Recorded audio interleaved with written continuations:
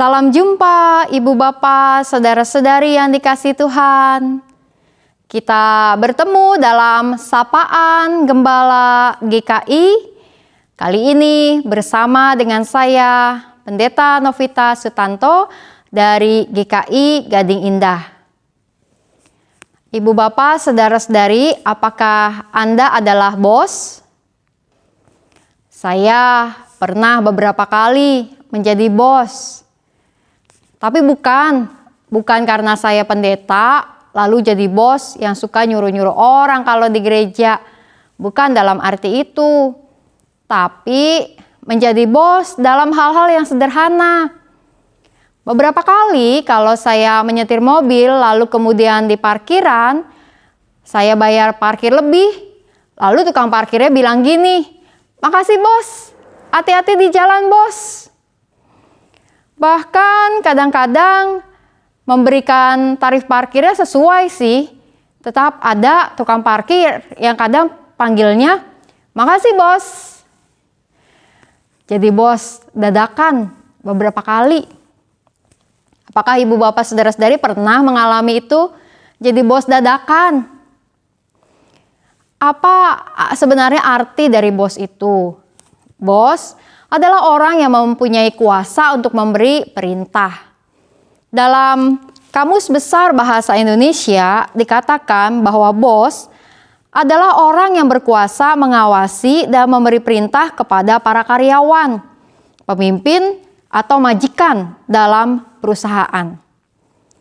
Dan bos itu identik dengan orang yang punya kuasa, tapi tentu saja ada bos yang baik yang menggunakan kekuasaannya dengan tepat, memberi perintah dengan tepat.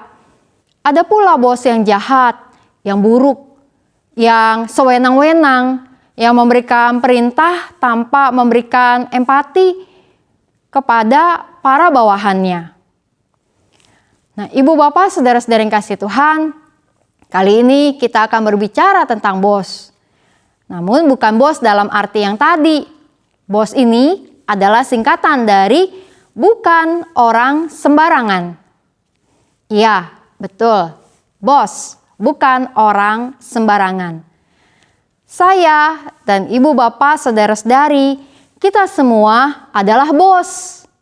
Kita bukan orang sembarangan.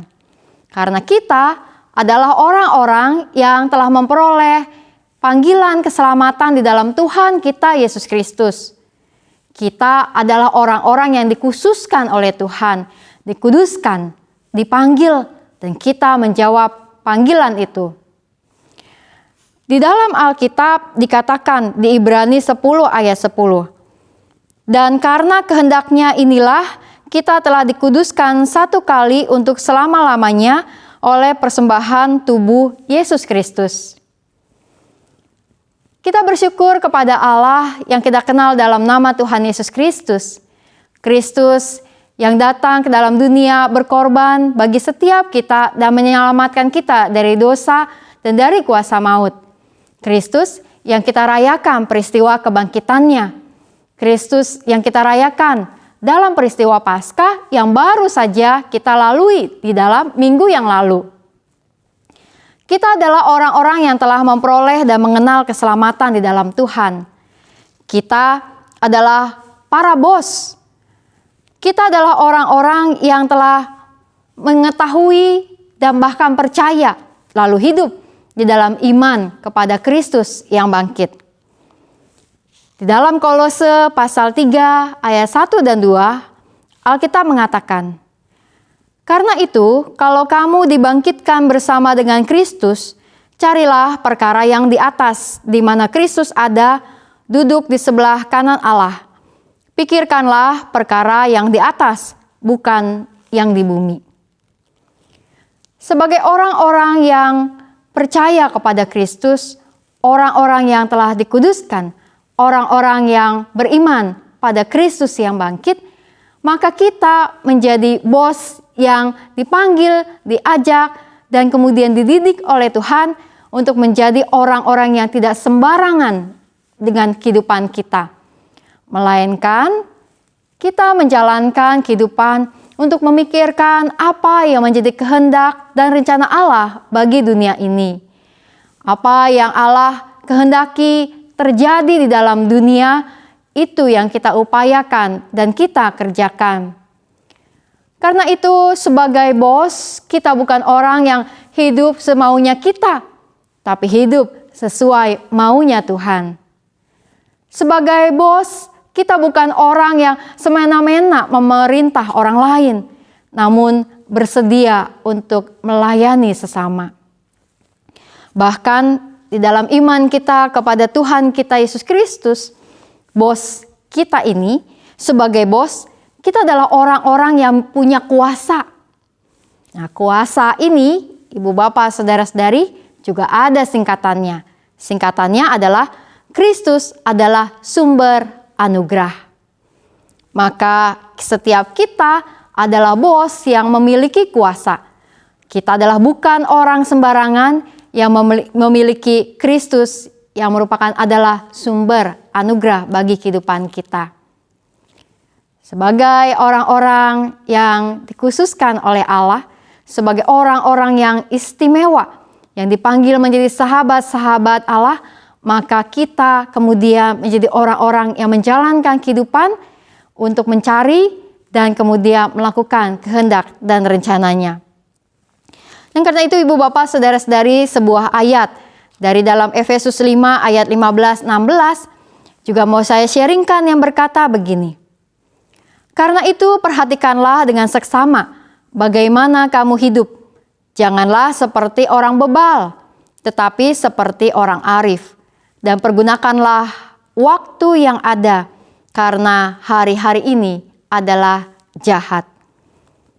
Ketika Anda mengenal Tuhan dan percaya kepadanya, maka Tuhan sedang mengubah kita menjadi bos yang memiliki kuasa untuk menggunakan kehidupan yang ada hari demi hari, waktu demi waktu, menjadi kehidupan yang bernilai dan bermakna di hadapan Allah dan di hadapan sesama.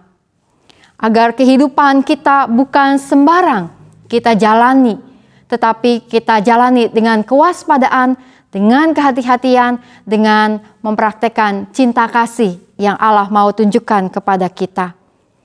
Hidup menjadi bos bukanlah untuk menyombongkan diri sebagai orang yang punya kuasa untuk kemudian menindas sesama.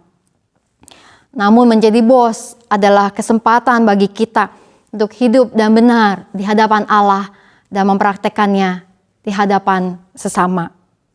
Menjadi bos yang bersedia untuk terus dibentuk dan diproses oleh Tuhan.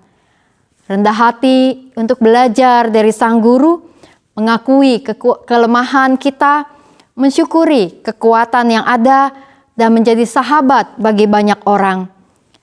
Jadilah bos yang memiliki kuasa, bukan orang sembarangan yang memiliki Kristus yang adalah sumber anugerah dalam kehidupan kita.